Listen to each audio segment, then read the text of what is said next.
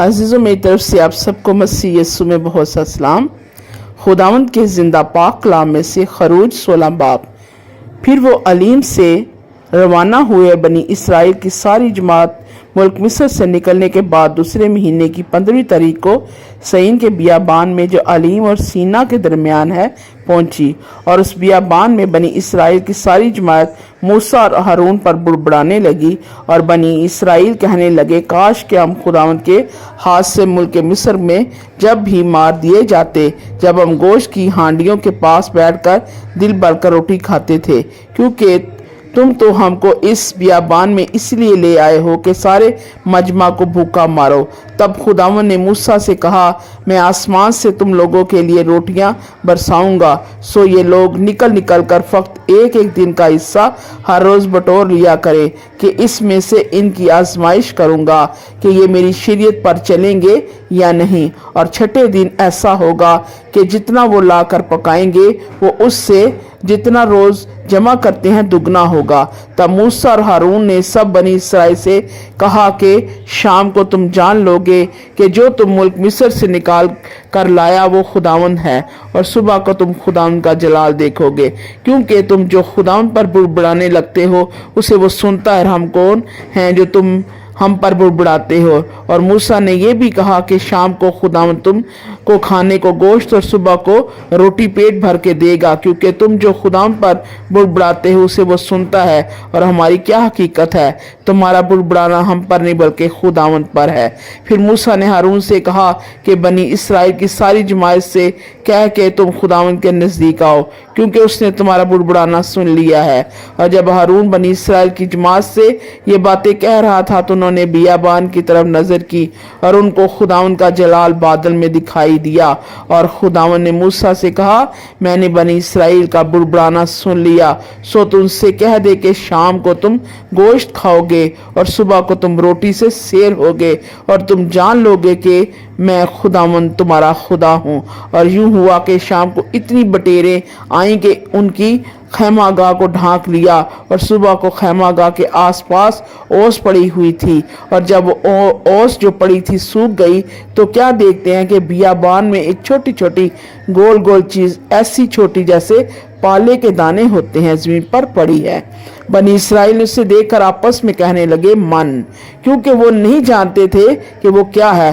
तब मूसा ने उनसे कहा, ये वही रोटी है जो खुदावंद ने खाने को तुमको दी। सो खुदावंद का हुक्म ये है कि तुम उसे अपने अपने खाने की मिकदार के मुआफिक, यानी अपने अपने आदमियों के शुमार के मुताबिक फीकस एक उम्र जमा करना, और हर शख्स उतने ही आदमियों के लिए जमा करे जितने उसके डेरे में हों। चुनांचे बनी इसराइल ने ऐसा ही किया, और किसी ने ज्यादा और किसी ने कम जमा किया। और जब उन्होंने उसे उमर से नापा तो जिसने ज्यादा जमा किया कुछ ज्यादा ना पाया, और उसका जिसने कम जमा किया था कम ना हुआ।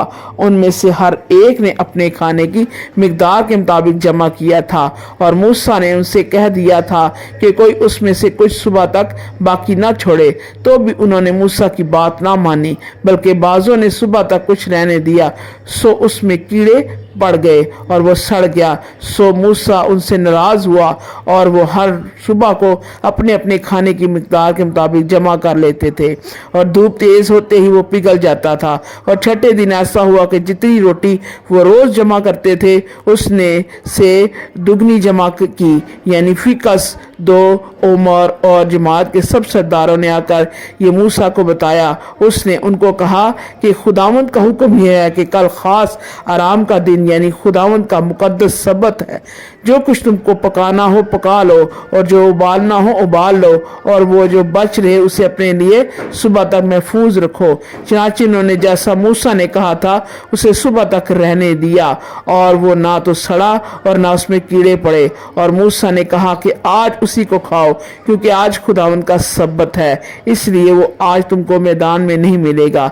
6 दिन तक तुम उसे जमा करना, पर 7वें दिन सबत है, उसमें से वो नहीं मिलेगा। और 7वें दिन ऐसा हुआ कि जब उनमें से बाज आदमी मन बटोरने लगे पर उनको कुछ नहीं मिला, तब खुदावंद ने मूसा से कहा कि तुम लोग कब तक मेरे हुक्म और शरीयत के मानने से इनकार करते रहोगे। देखो खुदावन कि ने तुमको सबत का दिन दिया है, इसलिए वो तुमको छठे दिन 2 दिन का खाना देता है। सो तुम अपनी अपनी जगह रहो और 7वें दिन कोई अपनी जगह से बाहर ना जाए। चुनाचे लोगों ने 7वें दिन आराम किया और बनी इसराइल ने उनका नाम मन रखा, और वो धने के बीज की तरह सफ़ेद और उसका मज़ा शहद के बने हुए पोहे की तरह था। मूसा ने कहा, खुदावन ये हुक्म देता है कि इसका एक उम्र भर कर अपनी नस्ल के लिए रख लो, ताकि वो उस रोटी को देखे जो मैंने तुमको बियाबान में खिलाई जब मैं तुमको मुल्क मिस्र से निकाल लाया। और मूसा ने हारून से कहा, एक मर्तमान ले और एक ओमर मन उसमें भर कर उसे खुदावन के आगे रख दे, ताकि वो तुम्हारी नस्ल के रखा रहे। जैसा खुदावन ने मूसा को हुक्म दिया था, उसी के मुताबिक हारून ने उसे शहादत के संदूक के आगे रख दिया, ताकि वो रखा रहे। और बनी इसराइल जब तक आबाद मुल्क में ना आए, यानी 40 बरस तक मन खाते रहे। अलगर्ज जब तक वो मुल्क कनान की हदूद तक ना आए, मन खाते रहे। और एक उमर अफिया का 10वां हिस्सा है। खुदा उनके जिंदा पाक कलाम के पढ़े सुने जाने पर उसकी खास बरकत हो। आमीन।